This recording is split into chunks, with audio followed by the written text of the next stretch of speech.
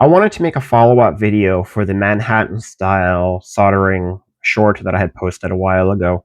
One viewer had mentioned that I didn't make any mention of how I did the little solder pads, and I apologize for that. I actually thought I did, but I must have cut it out because it was a short, and I probably ran out of time. Anyway, so really it comes down to this little K2 sheet metal punch that I got off of AliExpress. They're not that cheap. I think maybe it was like 40, 50 bucks when I had bought it. It's been a few years now. But really, all it does is like, let's see if I can get this on camera. You have your punch right here, and then you have the hole that it kind of goes down into, and then your pad comes out the other end. So let me go like, it's going to be hard to do on camera. It's actually hard to do in when you're not on camera as well, because you got to line everything up properly. There.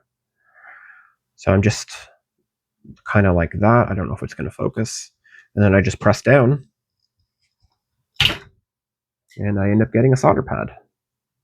When you buy this punch, it comes with a bunch of different sizes. So you have if you want smaller pads, you can do a punch like that. It just kind of goes like that. I've used this, oh, sorry. I'll try to get this in the proper spot. So it just kind of goes like that, and your solder pad will come out the other end.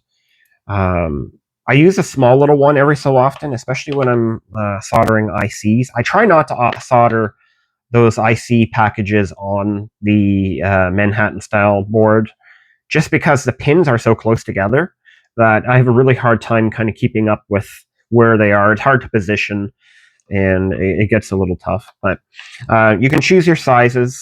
I usually just stick with the 4.76, 3/8, 3/16, sorry. And yeah, I don't think I've gone ever higher than that. I've never used this particular punch for any of the bigger ones. But anyway, yeah, it's really, really easy to use, and I'll put a link in the description if I can find it for you.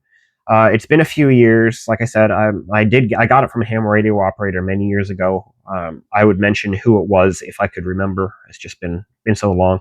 I don't use it all the time because I don't always do Manhattan style soldering.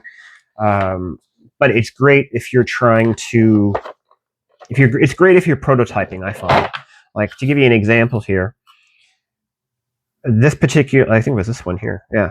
This transistor that I was using, I had soldered it in backwards, and it was really, really simple for me just to kind of tin the pad, lift the leg up, tin the pad, lift the leg up, and then do the middle one, turn it around, and solder it back in again. It was super easy to do, and I didn't really make much of a mess, and you really can't really tell.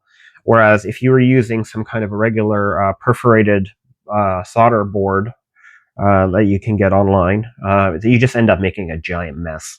So with these, I basically just glue down the pads using crazy glue of some kind, and I solder directly onto the pad.